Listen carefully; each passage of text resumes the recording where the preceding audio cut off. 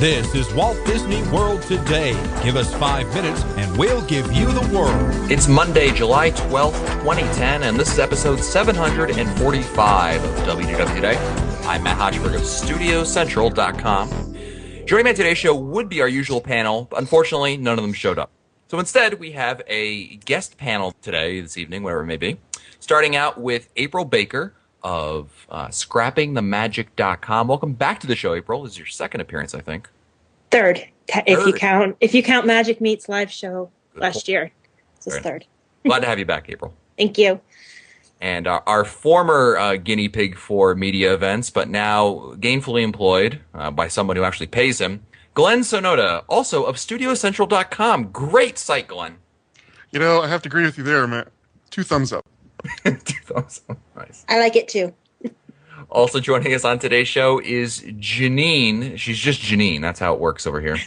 Who's also an occasional guest blogger on All Ears. Welcome, Jeannine. Thank you for having me, Matt. Well, it's just like Cher. Actually, I was going to say it's more like the FBI relocation program. It's that Ellen's Energy Adventure tie-in. It's just Jeannine, I guess. There you go. Well said. Well, on today's show, we're going to be talking about Captain EO, which has returned to not only Walt Disney World, but Disneyland, Disneyland Paris. Basically, anywhere they could stick it, they brought it back. And the 3 panelists on the show have seen Captain EO. April and Glenn have seen it in Walt Disney World. Jeannine has seen it in Disneyland. And believe it or not, me, the local, has not seen it at all. Shame. I know. Shame, shame, shame. But we're going to talk about before we talk about the attraction, let's talk about the perception you guys had going into this. Jeannine, you saw this first because it came to Disneyland before it came to Walt Disney World. What were your expectations exactly? Had you seen the Captain EO back in the 80s? What did you remember of it? What were you expecting? I was very enthused, actually, as enthused as I get, anyway. That it was coming back. It had actually always been one of my family's favorite things when we went to Disneyland. And I remember there was like the huge event that they had when it first opened there, when I think Disneyland was open for like 2 or 3 days straight, just to accommodate all the people who wanted to get in. And then I was always deeply resentful of Honey, I Shrunk the Audience because it took over from it.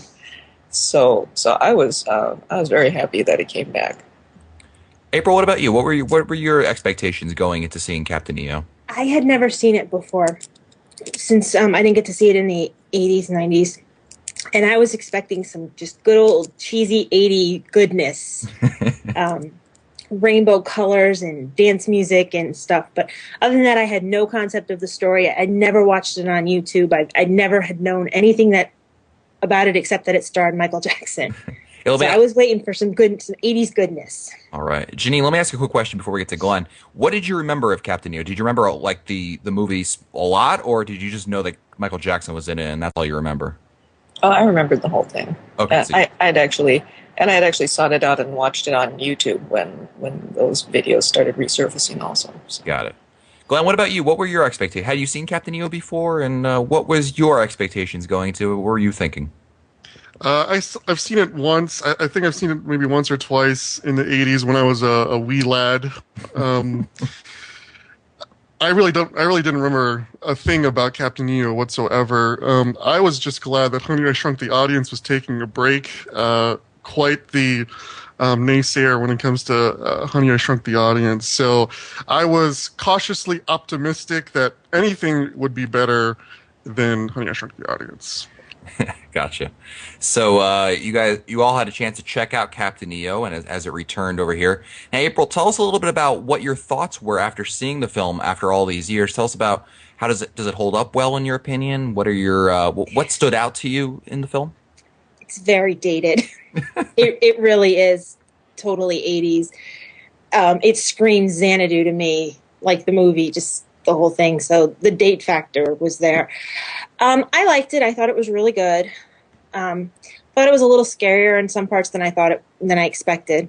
It kind of feels a little, I don't know. I think I was expecting more in the overall experience. It kind of just looks like they just threw it in there. And I mean, they had, how long did it take them to open up Walt Disney World? A month and a half? No. Honey, I Shrunk the Audience went down in February. Did it? I don't remember how. I think it went down earlier this year, and I was That's just soon expecting. Yeah, I know. And I was just expecting, I think, more. It just looks like it was kind of just tossed back in there. It has the original sign, a lot of the original decor in the queue, which doesn't really have much to it. So I think I was just expecting more. So they basically just painted the walls and threw some stuff they had sitting in storage? Pretty much. Okay. So could you tell that it was once home to Honey, I Shrunk the Audience? During the actual show, you could. How so? I don't want to give too much away. Oh, okay. I don't want spoiler. to, spoiler. Okay. But they left some of the Honey, I Shrunk the Audience effects in, and then you can tell. I think I know where you're going with that. Yeah. I'm trying not to spoil it for people, but there's one big effect on Honey, I Shrunk the Audience that I do remember, and yeah. Glenn, was that your observation as well, that the basically paint job and a few signs? Yeah, I mean, when I was in the theater and they were up on the podium there, I'm thinking, yeah, this is just the Imagination Institute with another movie in it, pretty much. I tried to do this, suspension of disbelief sort of thing, and I gave it the best opportunity, to enjoy, because I didn't remember a single thing about Captain EO. So, despite the Honey, I Shrunk the Audience, accoutrement, if I may be so bold, it was it was all right. I mean, the fact that it was in the theater, I didn't mind so much. Jeannine, how is it in Disneyland? Is it the same type of, because the opening over there was huge at Disneyland. I remember that. I remember seeing tweets and reports from all over that there were huge lines for it, and it was for the first week or so, it was very, very popular. Tell us a little bit about what your observations were seeing Captain EO, and how does April and Glenn's description of the theater compare to what they did over there in Disneyland? I think I would agree that there wasn't a whole lot of material change to the physical theater that they installed it in. But looking back on it, even the first run through back in the 80s, I don't really remember there being a whole bunch of stuff in that theater. I kind of just remember it as being a theater where they changed out 3D movies periodically. Mm-hmm. So I think that's where, don't hold me to this, I think that was where they did Magic Journeys prior to Captain EO, which had no connection to anything except like a drug-filled haze. Nice. But it had the feel of kind of a big deal over there. I think that possibly Los Angeles is a different audience for Captain EO than the people that might be coming to Epcot. I see. What was the what were your thoughts after seeing the film after all these years, Jeannine? I mean, did it hold up for you? Did it, like, what was brought back? What did you notice the most when seeing the film again? I guess one of the things I always notice is that everybody always talks about how dated it is, and even before it came back, a lot of people were saying, well, it's going to look so dated, the effects are going to be so crappy, and I didn't really get that feeling. To me, most of it still holds up pretty well, in the sense that, Lucas did it, and if you look at Star Wars, even before he went and messed around with it, I thought those effects still looked not terrible. My feeling was if you went back and you kind of like CGI'd out some of the hairstyles, it wouldn't really look that bad. That'd be great if they went back in the old film and started just. I know, if you're gonna mess around with stuff, like do stuff like that. That would freshen it up. It's like when they showed what was that awful movie that was rated NC-17 with that girl from Saved by the Bell. Showgirls. They showed it on VH1 and they digitally added in like bras and everything. It was just like the movie's awful to begin with, but they added like that. Can you imagine like digitally altering people's hair and like their outfits they're wearing? Instead of members only jackets, they've upgraded to I don't know, something a little more contemporary. Don't mess with the feathered hair. See, I don't mind the datedness. I'm a total sucker for the 80s. I just absolutely love it. Somebody not from the 80s, like a 14, 15-year-old now, they might think it's the biggest joke in the world, but it has total nostalgia feel for me. I just love the 80s. Now, April, you covered the event for us at a press event, but you also went back for an annual pass preview, right? Correct. Was it crazy crowded there? Was it empty No, seats? the theater was, I don't even think, half full. Really? It was also the 7 o'clock show, and it was downpour all day long. Oh. So the park was just empty to begin with. And I think because they weren't filling the seats, they started letting people in, and they had soft openings the day before. So a lot of people just either didn't go to their pass holder and just went earlier, or the rain turned a lot of people away. One thing I did notice different from the media event to the pass holder event is the media event was with cast members that had won a contest. So these were diehard fans. Uh-huh. So the pre-show comes on, and it's the original 1986 pre-show with a very young George Lucas in it. Nothing's changed. They even announced that this is the original one. And just the applause and the cheers and everything were just so grand. And when Michael Jackson came on the screen, you would have, thought the president walked in the room or something, because everybody was just like almost standing ovation because they were just so excited to be seeing this show. So there was a different energy than the pass holder preview. The pass holder preview wasn't packed. People were like, okay, they clapped, they applauded, they enjoyed it. But there's just nothing like that, having a room full of people that just really wanted to see it and couldn't wait and were excited to have it back.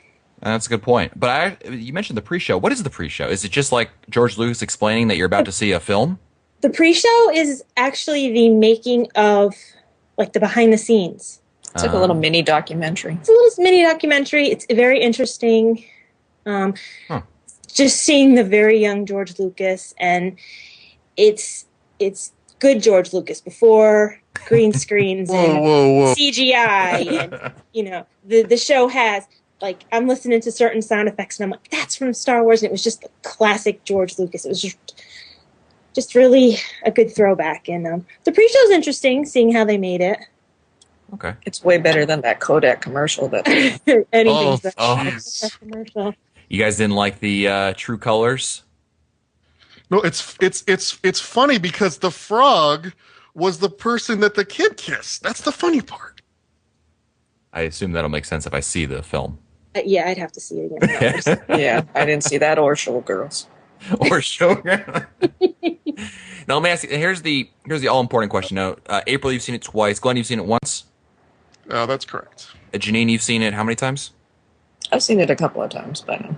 What's the replay value on this? I mean, is this something you guys are going to want to see?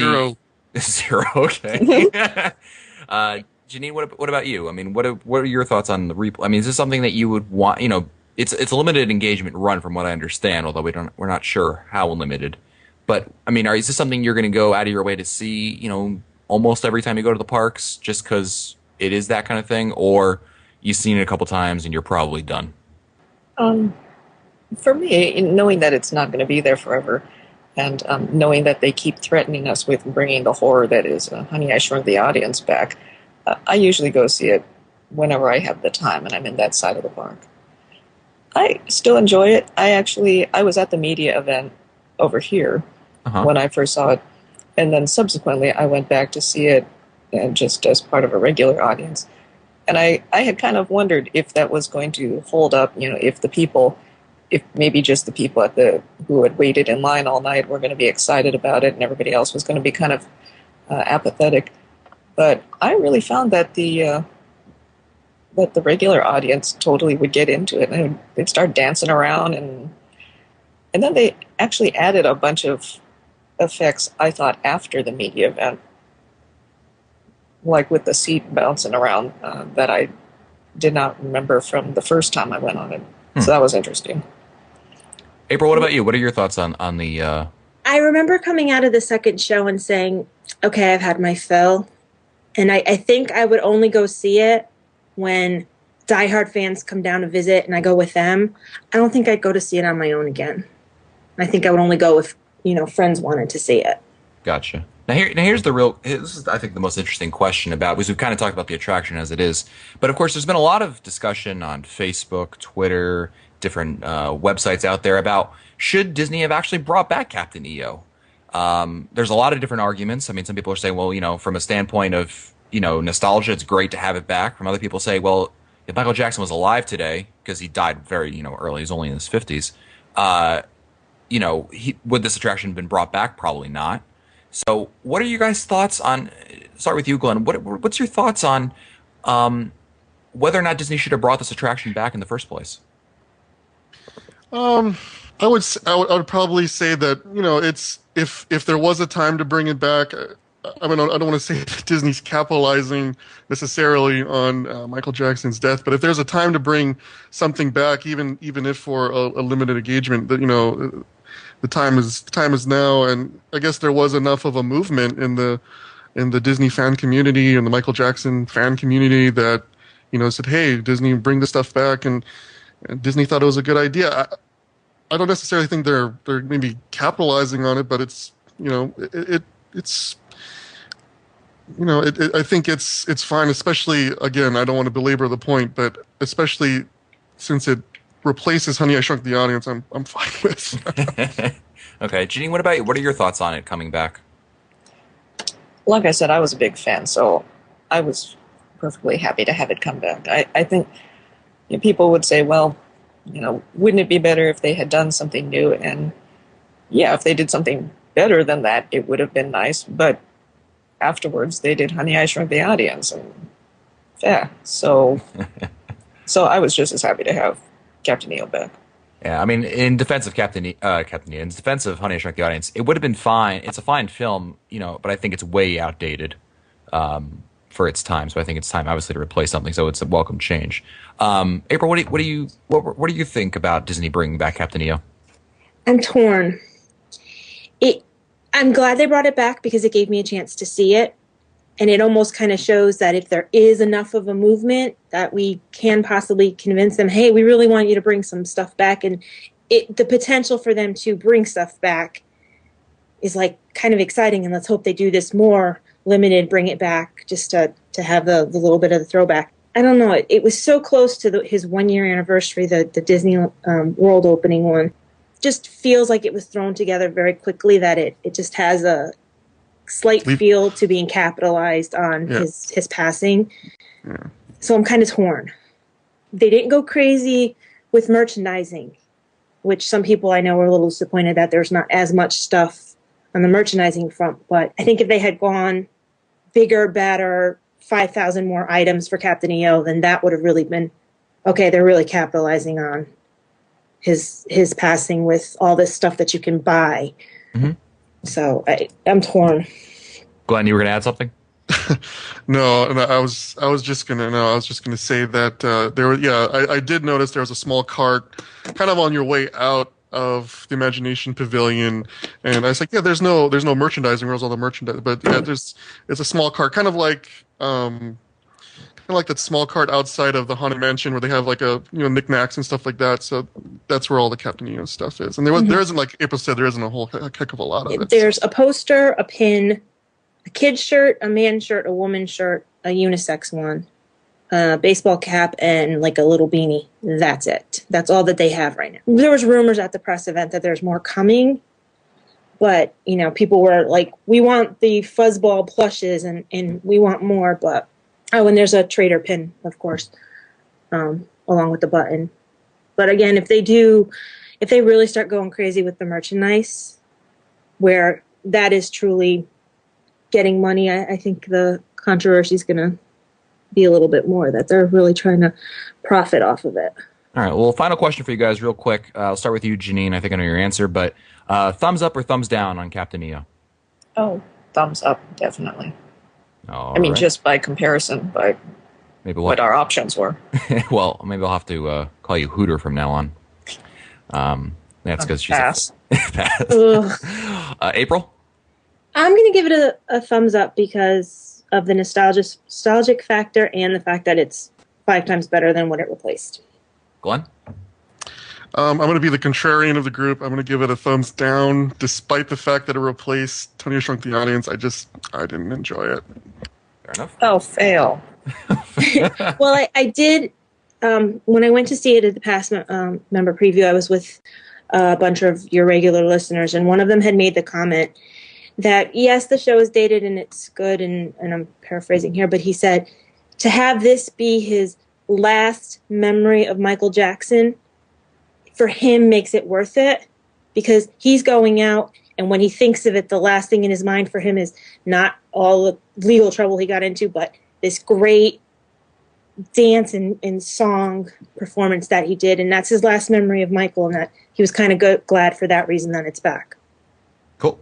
Well, that'll do it for us today. I want to thank our special panelists. If you want to find our older episodes, read our show notes, or your comments, you can send us your comments, rather. You can visit the WDW Today website at wdwtoday.com. For April Baker, Glenn Sonoda, and Jeannine, I'm Matt Hochberg. We'll see you on the next show. Stupid Judy, stupid energy. This has been a production of Mouse World Radio.